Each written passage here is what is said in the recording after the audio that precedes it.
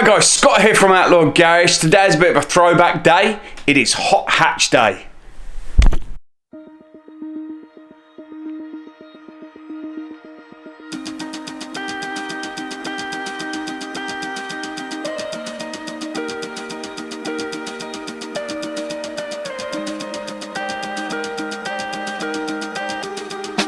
So here we go, we're here with Lee. We've got a Mk2 GTI, probably only one of 200, 250 in around Australia. That. Yep. The start of the hot hatch era. Welcome to this Harlequin Mk2 GTI. Look at this. Okay, so I've had the car for roughly about 10 years. A lot of my mates are into air-cooled. At the time they had a lot of Type 3s.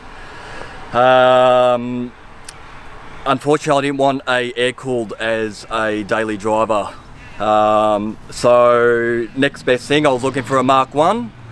At the time, I couldn't find one, and this just fell in my lap.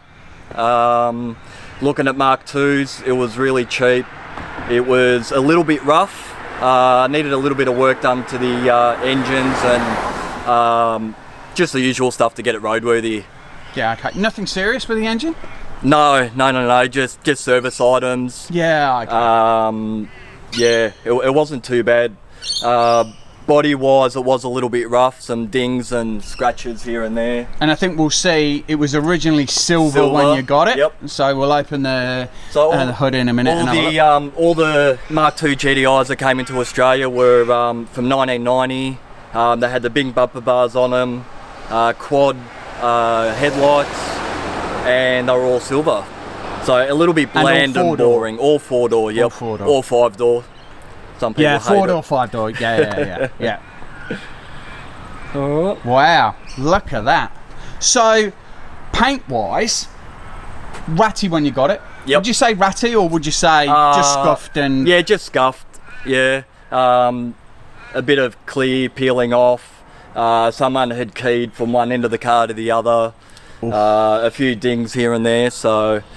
Because I guess, again, we say this about many cars, but like there were giveaway prices at one point. Yes, yep. You know, where, I know we said it earlier, but these are the start of the era of the hot hatch. You could argue Mark 1, I get that, but really, you know, there is some discussion that the Mark 2 is a lot better than the Mark 1, but they are a classic. Exactly, yep. Engine wise, they're not big, but for a small car, it's very zippy, and it handles like a go-kart. So it's a lot of fun to throw around corners. Yeah, we'll go out in it in a moment or two. So, paint wise, been sprayed, been fixed up. Yep. But you've done this yourself. Yes.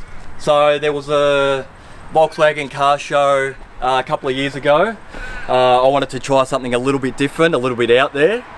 And this is what I came up with. Because the Mark II never came as the Harlequin, did they? No, it was originally in 1996, it was a Polo in Europe. Yeah. The 6M Polo. They released, I think it was almost 4,000 of them. Yeah. I think it was at 3,800, around there somewhere. And I think the executive at the time saw an advertisement for a Beetle. Back in the 60s, yeah. Where they said all the panels were interchangeable between all the models or all the years, and then they released the Polo, which I guess the colours represent the changes.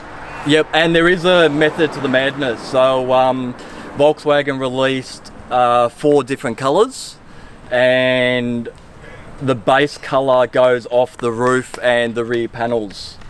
Yeah. Okay. So each panel has its own sequence of what colour it should be. Yeah. Well, I'll tell you what, we'll open up the engine bay, take a look. Nothing special under there. Nothing special there. However, so wheel-wise, these are transporter wheels. Yep, so 17-inch T5 transporter steel wheels. Yep. I just saw them on another Mark II on the internet and liked the look of it, so... Yes, it does look great from the side. Look at that. I'm trying not to get run over, but look at her sat there. She's a beauty, and you just don't see, and especially here in Australia, many Mark II GTIs. No. And the good thing about that is a lot of the guys that do have the Mark IIs all pretty much know each other, so any issues we have, we all pretty much stick together and help each other out. So here we go. You often see with these old Golfs that they're being heavily modified, engine bay shaved and things like that, but this is as stock as you are going to get. The original engine, no modifications. This is just, well, other than the bit of dirt from the road, this is how it came out the factory. Yep. Jeez. And I did live in Sydney for a few years, so it did make the trek up and down between Sydney and Melbourne quite a few times, and never missed a beat. It was very solid and never any issues. Yeah, so I thought, why change it if it's if it's still going? Perfect. We'll take a walk around the back of the car as well now. But that's amazing. I'm really looking forward to getting in this, because the old GTIs are that's the pick of the hot hatches, so I'm looking forward to this. Yep. So here we go, the rainbow rear. We were just talking about the rear tail lights, because I was like, did we get picked up on those? Because the Victorian police might pick you up. However, you were saying... Well, knock on wood, I haven't been picked on it at the moment, or not yet anyway. But they do light up as they're meant to be. So the stop tail lights up red, indicators light up orange. So they're genuine halolites. So I haven't painted them. That's how they come. So they were an accessory back in the day. Yeah, they look brilliant, because I guess that rear, the blue on the bumper, how that ties in with the rear lights and then the lights across, and that grille, I guess the Venetian on the rear looks fantastic. Well, I actually got that off a Holden Barina. Did you? So yeah, cruising around, it does get really hot through the back window. So I did want a shade for it, and it looks like it fits. Yeah, a little bit shy, perhaps. So I just had to black out a little bit of the window on the side, but a little bit shy, but not too bad. Yeah, I think it's a nice look. So that's the thing with cars this age and this rare. It's hard to find accessories and parts that fit properly. Especially and usually, here in Australia. Like if they didn't bring in many of these cars, and then you're hunting for parts as well. Yep.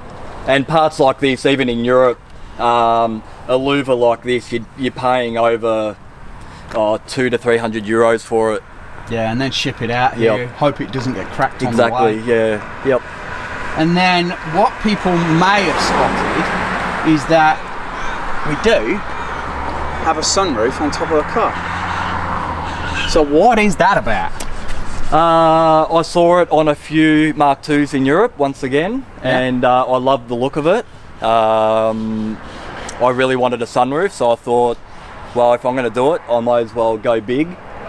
And that is a big sunroof. Yes. So let's see if we can get a view from the side, because she is a big old sunroof. There is only a few inches there spare at the rear for. And I love the look of the rag tops in the Beetles and that. So I thought, why not? And it's electric. Yep, it is electric. Yes. Works perfectly. Yep. It doesn't leak. Cut the hole out myself. Took a template out of the car I took it out of, and a few beers and a few hacksaw blades and a few beers, and all of a sudden you got a little bit adds a little bit of confidence to cutting it. So. That looks brilliant. Yeah, and it opens up so big. And that's out of a 6N Polo, open air, which I'm not sure if they released them in Australia, but I managed to find one here at a wrecking yard. So here we go, inside the car. We've got original seats front and back, except the front seat here has had an insert put in it, which is cool, kind of goes with the outside of the car as well. And as we just saw here, the steering wheel has been matched to the car as well. The cluster looks really nice and clean, look at that. Like, the inside of the car is lovely. It must have really just been the outside had taken a bit of a bashing at some point. That's it, yep. Yep. No, interior it was really clean. The only thing is back seat and the passenger seat look brilliant. Exactly. Yeah. It's usually the driver's seat, the bolsters, obviously coming in and out constantly. Yeah. The dashes are very, very rare to find one that's not cracked. Yeah. So I've just got a dash mat on this. Yeah, because the sun will blast through. Yeah, I have got one that's brand new. Yeah. In great condition, but I haven't worked up the courage to put it in yet because it's a big job. Yeah, and I guess no point really changing it at this stage until like your other one's kind of deteriorated. Exactly. Otherwise, you end up with two old ones, don't you? Yeah. All right, and then we talked about that this is staying like this for a while. However, you've got plans in the future for a Marlboro? Yes, so I have seen a few Mark 1s getting around in Europe with the Marlboro livery on them. We might try and pull up a picture of that and stick it in the video because I think that would look kind of cool. So maybe next year or whenever I get sick of this, I think that's the next plan of attack. Might be next year, the year after, or the year after that, because I've got to say, how it sits and looks at the moment, that is brilliant. Well, like you said, you're turning up to car shows, people must love it. I get a lot of mixed reaction. A lot of the car guys that know what it is love it. I do get some mixed reactions on the road. So, but it's all about having fun, having a laugh. What on your registration? Yes. What colour does it say? It's registered as yellow. Okay. The only reason is because the roof and the rear quarter is the only panel that you can't take off. The colour of the roof was known as the base colour. Yeah. So you did get some that were with a blue roof, the green, or a red roof. Yeah. Yep. And as we're talking, here's a little moke. Look at that. People you see when you're out and about.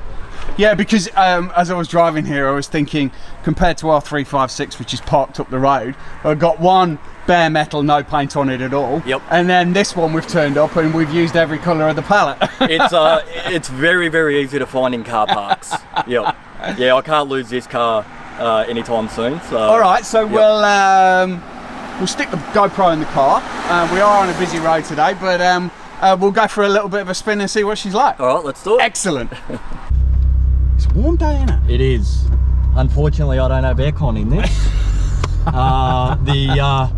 The bracket for the compressor weighed about half the amount of the car. So, so I did pull that out for a little bit more performance per se. They're a comfy ride though, aren't they? It is. Well, I do have coilover suspension in it. Okay. So it is a little bit lower than normal. Coilovers is a nice touch on a little GTI. Yes, yeah, yep. So it's a little bit of a stiffer ride, but growing up, you know, when you get your first car, you used to, I'm sure most people did it, chopping the springs. Yeah. You know, so a rough ride is, you know, you get used to it anyway. But the thing I like about it is you do feel every bump, so you know, it's pretty much you and the car on the road. Yeah, she sounds so smooth as well, that engine does.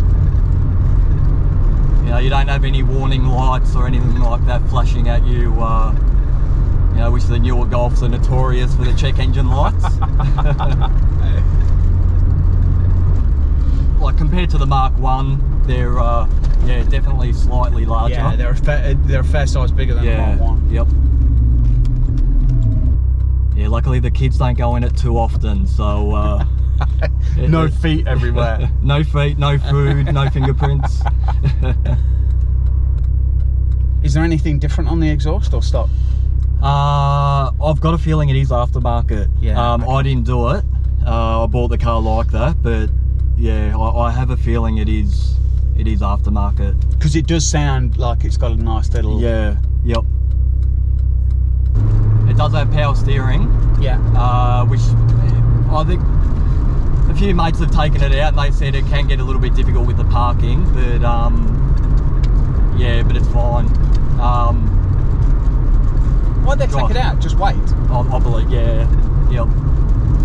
And obviously with guys these days doing shaved engine bays and minimal things in the engine. Yeah. Yeah, your power steering, air conditioning are the first ones to go, aren't they? Even in the Volkswagen community, guys that know their Volkswagens, you know, they'll come up to you and they'll say, oh, that's a nice Mark 1, or that's a nice Mark 3, because so many Mark 1s and Mark 3s came into Australia that everyone knows about them, but the Mark 2 is sort of the forgotten generation of the Golf. Yeah, this must be fun on a drive, like, you know, a few twisty little roads. Yep. Yeah, I get a lot of people trying to race me. They see the GTI badge on the back and they think it's a turbo. They think every GTI is a turbo. Yeah. Unfortunately, this one isn't. But yeah, in a straight line, I might not be able to catch up with them. But on a corner, on the corners and the twisties, it's good fun. It's a popular conversion to put the VR6 motor in them. Yeah, okay. But being such a heavy and big engine, you get a lot of weight in the front end. So the Mark IV GTI is a popular conversion for these now, with the 1.8 turbos. Yeah, but if you've got an original motor in it, and there's nothing wrong with it, no. Why not? Yeah, absolutely. Yeah. What kilometres it got on it? Just over 300. Wow. Yeah, so do you know if it's had anything done to the engine? Not that I know of, no. 300,000. And it was my daily for probably the first 5 years of having it, and now it's just whenever I get a chance on weekends. That's a lot of kilometres, and like the thing sounds brilliant. Yeah, I think this is my first time in a Mark II GTI. Not disappointed. Well, thank you. Thank you very much. Well, thanks to Lee. Hope you've enjoyed the video. This Mark II is absolutely brilliant. I think probably sometimes meeting your idols might be sometimes a bit of a letdown. However, as hot hatches go, this is brilliant. So thanks for watching. Please subscribe to the channel. See you later, guys. Bye.